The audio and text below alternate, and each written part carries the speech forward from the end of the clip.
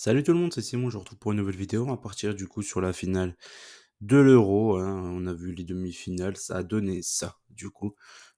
Pays-Bas-Angleterre, c'était hier soir. Les Anglais sont passés en toute fin de rencontre, 89e, 90e, sur un très beau but de Watkins, avec une petite différence aussi de Palmer sur la passe.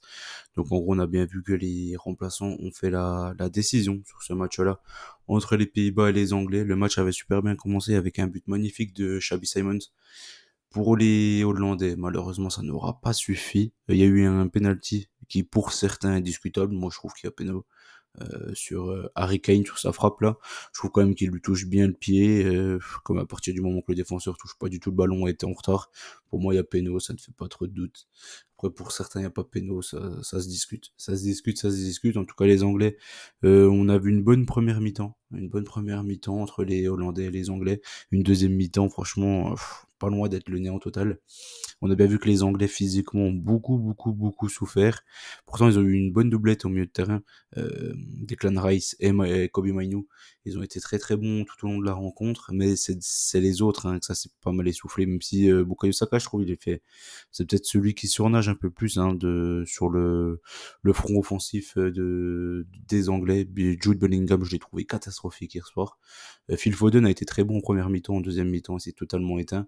Harry Kane un peu pareil. On voit que vraiment ils ont besoin d'un second souffle ces Anglais-là. Ça va être compliqué en finale contre les Espagnols, parce que du coup les Espagnols ont tapé la France. Franchement plutôt mérité, hein. Au vu de la compétition, je pense que les Français auraient mérité de se faire éliminer carrément dans la phase de poule. On était catastrophique. Je pensais que justement on allait surfer sur la vague de notre chance légendaire et qu'on allait aller loin dans la compétition et pourquoi pas la soulever. Au final, on s'est fait éteindre. Je suis un peu déçu, j'aurais préféré vraiment qu'on soit s'éteindre avant, histoire que Deschamps dégage. Mais là, apparemment, il était conforté dans son poste, malheureusement. Je pense que pas mal de langues vont se délier au fur et à mesure que le temps passera. On va bien voir que l'autre, grosse noisette avec son énorme crâne, après avoir vraiment, comment dire, coulé le PSG en train de faire pareil avec l'équipe de France, donner le capitana à ce type de personnage, c'est catastrophique. Vraiment catastrophique. Bon, il a joué toutes les rencontres, hein. Il a joué toutes les rencontres alors qu'il a été nullissime du début à la fin. Je comprends pas Deschamps. C'est faut qu'il parte quoi. Au bout d'un moment, il y a pas d'autre solution. Il est incapable de tenir son groupe. Il y a enfin il y a des clairement, il nous montre c'est qui son chouchou et qui doit tout faire dans cette équipe. Alors qu'il faut dire la vérité, il n'a jamais été le meilleur joueur de l'équipe de France, toute année confondue. Donc au bout d'un moment, peut-être se remettre en question. Et je pense que le projet devrait pas tourner autour d'une seule personne. Quand il y a aucun jeu collectif, les joueurs sont incapables de faire le pressing, c'est que c'est gênant, c'est très très très gênant.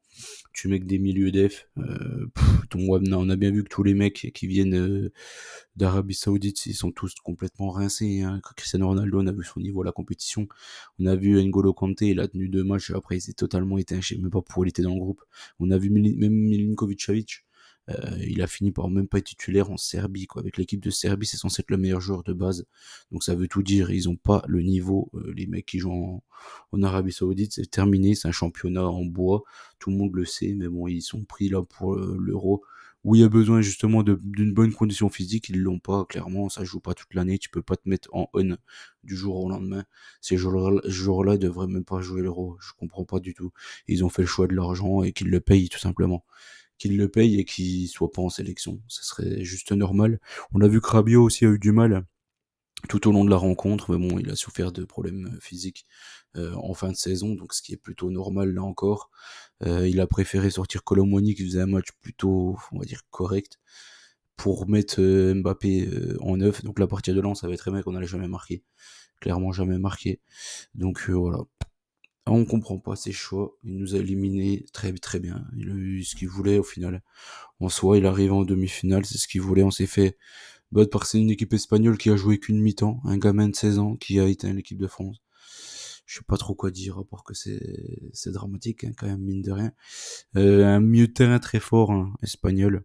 Avec Dani Olmo qui a été encore une fois très bon. De toute façon, je me souviens de lui quand il jouait avec les espoirs sur l'équipe 21. Je sais plus c'était quoi, c'était l'Euro ou une connerie comme ça. C'était déjà le meilleur joueur de l'équipe d'Espagne. Je comprends toujours pas pourquoi il est encore à Leipzig. Là, ils en parlent qu'il irait peut-être au Barça. Je pense que il va performer. Je suis certain qu'il va performer, qu'il va être très bon de toute façon. Il a une qualité technique incroyable. bien au-delà de la moyenne. Donc je pense vraiment qu'il peut performer dans n'importe quel grand club. Après, autour de lui, il y a Rodri. Rodri, moi, je peux plus rien dire hein, sur lui, hein. Je le dis, ça fait déjà 2 ans que c'est le meilleur joueur du monde. Il aura jamais le ballon d'or parce qu'il joue à un poste qui malheureusement ne fait pas rêver les fans et qui ne fait pas vendre. C'est pas un mec qui fait vendre les journaux, clairement pas. Donc ils lui donneront pas le ballon d'or. On a bien vu que c'était vraiment juste pour faire le buzz, etc. Donc ce sera pas lui qui l'aura.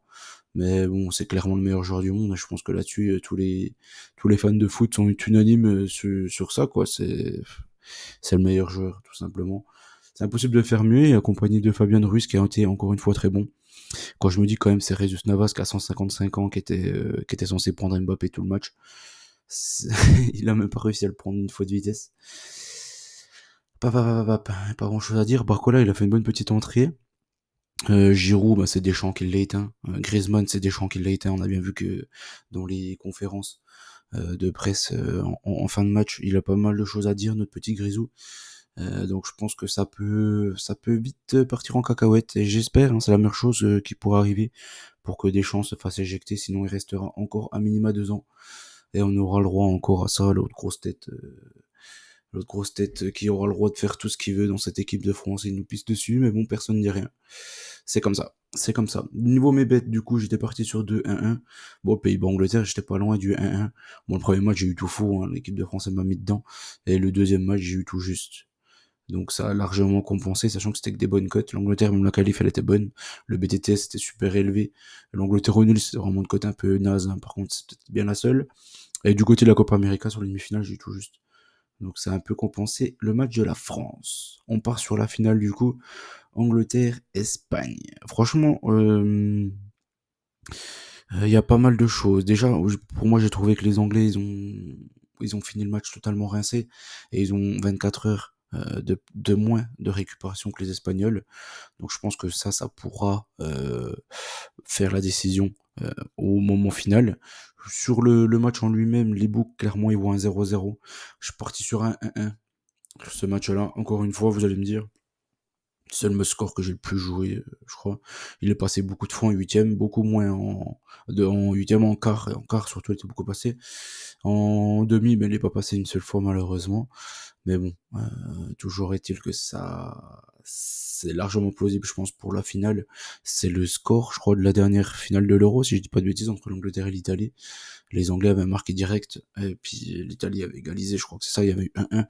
Ça s'était soldé au tir au but. Là, j'ai pris 3 bêtes. Du coup, là, je vous ai tout partagé mes bêtes, hein. Là, sur ce match-là, j'ai pris quoi? Il y avait l'Espagne, la qualif, et je la trouvais les basses. Donc, du coup, j'ai pas pris ça. J'ai pris l'Espagne au nul et over 1,5. Je pense que ça vaut bien plus le coup. Elle est quasiment autour de 2, hein, celle-ci de cote. Donc, Espagne au nul et over 1,5, ça me plaît bien. J'ai tenté une fois de plus le BTTS parce que je pense que les Anglais ont les capacités de marquer contre cette défense espagnole. Faut pas croire, hein, la défense espagnole, elle est pas magnifique, elle est pas franchement, enfin, ils ont des bons milieux de terrain qui arrivent à compenser et tout la faiblesse, on va dire, des centraux et des latéraux. Mais en soi, c'est pas transcendant, hein. Cette équipe espagnole, pour moi, il y a largement la place de la taper. Donc je me méfie quand même. J'ai pris aussi le BTTS. Je me dis que les Anglais nous habituent à toujours se vautrer, mais au bout d'un moment, il y a City qui a réussi à gagner quand même au final la LDC. Ça faisait longtemps qu'ils tournaient autour. Là, je me dis qu'ils tournent autour aussi. Pourquoi pas au final créer la sensation et gagner cet euro-là? C'est peut-être possible. Et j'ai pris en fun Rodri, Olmo ou Fabien Ruiz décisif. Pour moi, le milieu de terrain, ils sont monstrueux, tous les uns comme les autres, et je pense que c'est eux qui vont faire la différence. Je vois pas trop Yamal ou Nico Williams sur ce match-là. Je pense que c'est vraiment les milieux de terrain qui ont apporté un gros plus à l'attaque anglaise, à l'attaque espagnole, pardon, et ça pourra faire la différence. Je pars sur ça, parce que les Anglais, ça peut venir un peu de partout. C'est un peu impossible de choper des buteurs. Du côté de l'Angleterre, sauf si c'est Harry Kane, mais bon, il a fait pas non plus une énorme compétition. Donc je préfère partir sur le milieu de terrain espagnol en décisif. Je trouve que ça peut être pas mal, but ou passe. Normalement, ça pourrait passer, sachant que Fabien Ruiz, faut pas oublier qu'il a eu une énorme occasion de 1-0 dans le match contre la France. Ils auraient déjà dû mener 1-0 les Espagnols. Donc voilà, j'espère que la vidéo vous a plu. N'oubliez pas qu'on gagne, on part ensemble. Je vous souhaite bonne chance à tous. Et je vous dis à très vite. Là, je vais faire la Copa. Par contre, après, je sais pas, ça sera quand la prochaine vidéo. Allez, ciao tout le monde.